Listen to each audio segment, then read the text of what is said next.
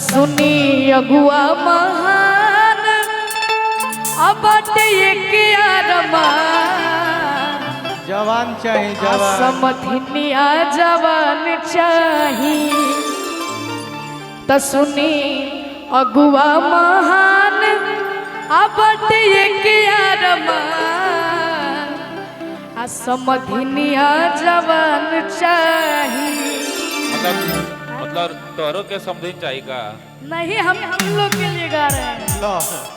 ना चाहिए तो करा दिया जाएगी। नहीं नहीं, हमको समधिन नहीं चाहिए भाई। अच्छा। समधिन तो आप जैसे लोगों के लिए चाहिए अच्छा, ना, हाँ क्योंकि जी। आप लोग बूढ़े हो रहे हैं। हाँ। हम जवान हो रहे हैं, आप लोग बूढ़े हो रहे हैं। हमरे कहे के बा कैसे भैया, हो कैसे? ना दहेज में सामान चाहिए, ना दहेज में सामान चाहिए, हो ना ही पग के मकान चाहिए, ना ही पग के मकान चाहिए।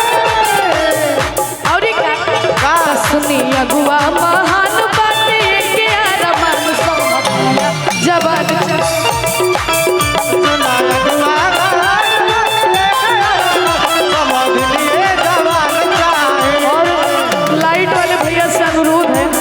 इसको सिर्फ व्हाइट करके छोड़ दीजिए, सिर्फ व्हाइट रखिए इसको, ग्रीन ब्लू मत करिए, व्हाइट करके उजला कलर, हाँ ये ठीक है, इसको छोड़ दीजिए।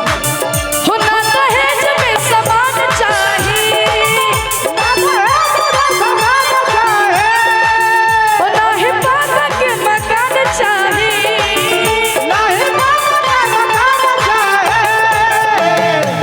तब पूछा तारे अगुआ साहेब दहेज में सामानों ना चाहिए, तो का चाहिए, गाड़ियों ना चाहिए, शादी घरों ना चाहिए, और वो चाहिए का समझी तो का चाहिए। बोले ले हाँ? समझी तो सुनी अगुआ महान बातें के अरमान समधिनिया जवान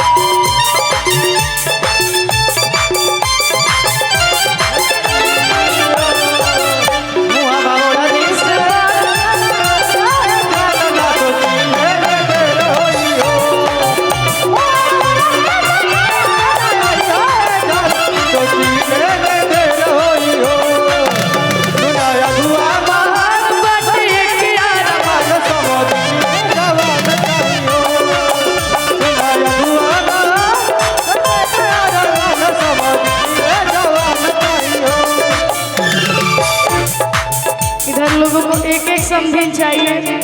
इधर हमारे निहाल भैया इतनी सारी समधिनियों को बुलाए, हम चाहते हैं निहाल भैया आ गई मौसी,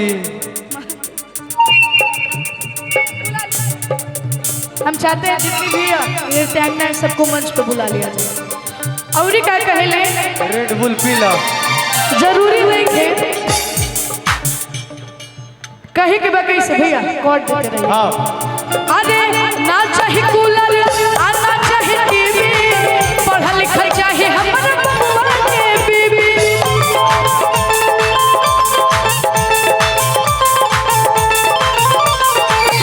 अरे ना चाहे कूलर ना चाहे टीवी, तब का चाहे रहुआ का चाहिए, पढ़ा लिखा चाहे हमारा बबुआ के बीबी, पढ़ा लिखा चाहिए, पढ़ा लिखा चाहिए, और का चाहे काका उनका रूप रूपवान चाहे, उनका रूप चाहिए, बड़े गुण गुणवान चाहे,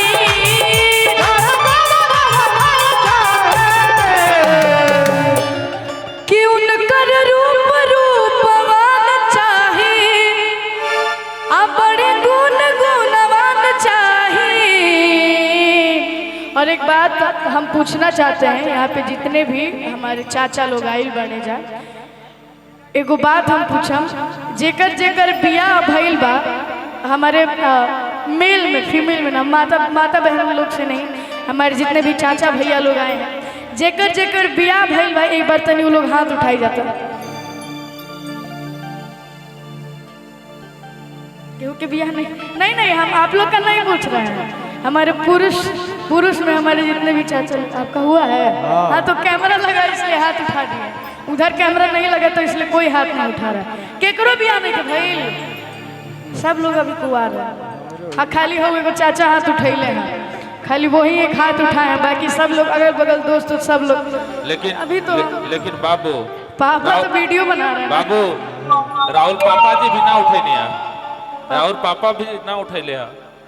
पापा जी के भी उठावे के चाहिए। देखो उठ गई, इनको खातिर कहे के चाहिए, इनको खातिर कहो जे अभी कहत रहो समझे नहीं। राहुल शादी में ये होई ना। हाँ कहवा ना। हाँ सबसे ज्यादा खुशी इनको भी है। बिल्कुल बिल्कुल। निहाल भैया कोई भी गाना गाए तो सैड सॉन्ग गाए, सॉरी रोमांटिक सॉन्ग गाए तो सबसे ज्यादा इन्हीं को प्यार के बारे में इन्हीं को इंटरेस्ट है। बिल्कुल। लेकिन प्यार तो सब करता है, आप भी करते हैं। फिर वही सवाल चालू।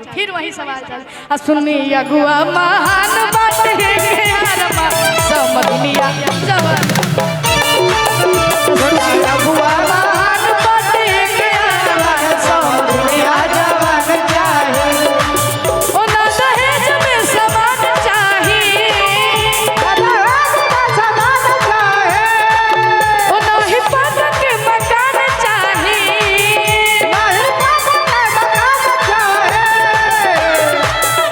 और क्या बोल रहे हैं?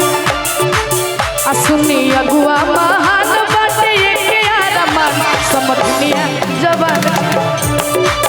सुनी अगुआ महान बाटे के यारमा समझनिया जवान चाहे।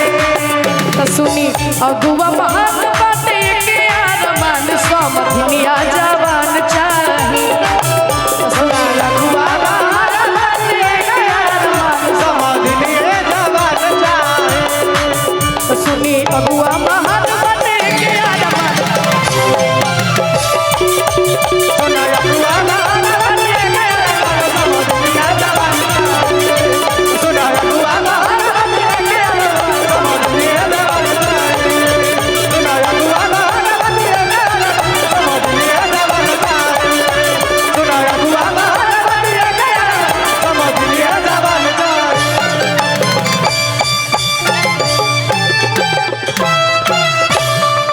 जवान सुनी अगुआ महान जवान चाहे। अब के यारमा समझनिया जवान चाहे।